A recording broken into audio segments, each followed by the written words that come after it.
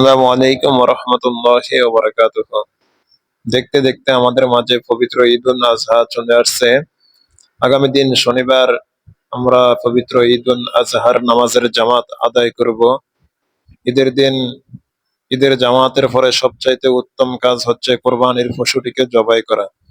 কোরবানির পশুটিকে জবাই করার পরে কোরবানির পশুর যে চামড়া, এই চামড়াটা হচ্ছে আপনার গরিব মিসকিনের হক।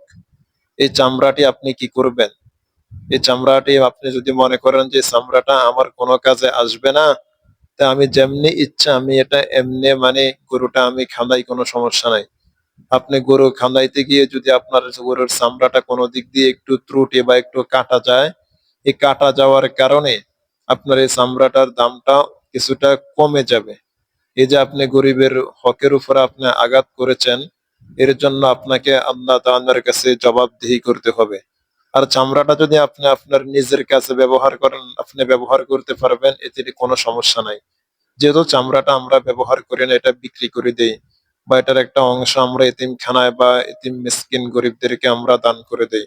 অতএব গরিবের হক, গরুটার চামড়াটা আপনি সিলাইবার সময় অত্যন্ত সাবধানে খুব সুন্দরভাবে কোনো দিক দিয়ে যেন কোনো ক্ষতি না হয়, কোনো ত্রুটি না হয়, যেন এটা আপনি ভালো একটা ন্যায্য দামে বিক্রি করতে পারেন।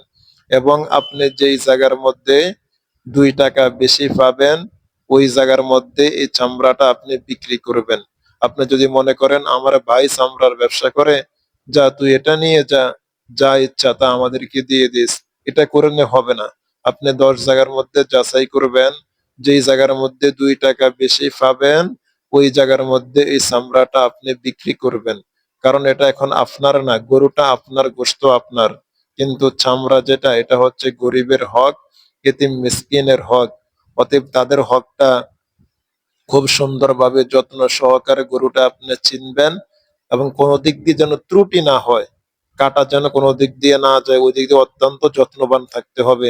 যদি মনে করেন এটা তো আমার কোনো কাজে আসতেছে না, যেমনি ইচ্ছা আমি এটা এমনি খানাই, কাটা গেল আমার সমস্যা নাই, তাহলে আপনি গরিবের উপরে জুলুম করেছেন। এর জন্য আপনাকে আল্লাহর কাছে জবাবদিহি করতে হবে।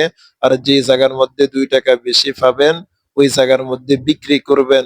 বিক্রি করার পরে যে কয়জন ভাগীদার আছেন বা সবাই মিলে সবার টাকা ভাগ করে নিয়ে গরিব মিসকিনের হক ওদের কাছে ওদেরকে বুঝাই দিবেন।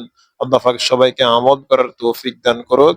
আসসালামু আলাইকুম ওয়া রাহমাতুল্লাহি